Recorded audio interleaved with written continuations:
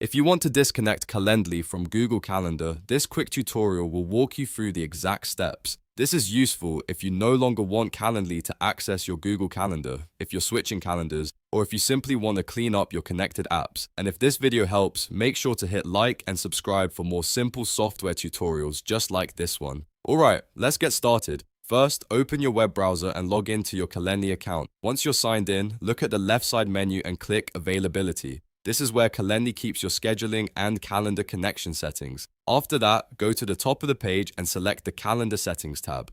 This tab shows the calendars that are linked to your Calendly account, along with the way they're being used for availability and booking. Now, look for the Connected Calendars list. Inside this section, you'll see the calendar accounts currently connected to Calendly. Find your Google Calendar account in that list. If you use more than one calendar, make sure you select the correct one so you don't remove the wrong connection.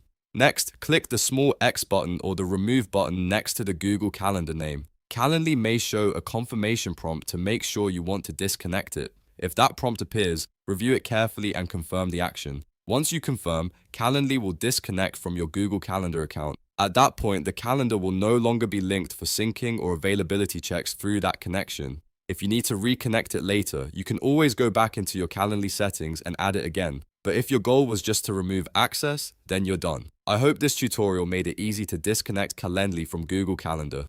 If it did, please give this video a like and don't forget to subscribe for more step-by-step app tutorials, tech tips, and productivity guides. Thanks for watching and I'll see you in the next one.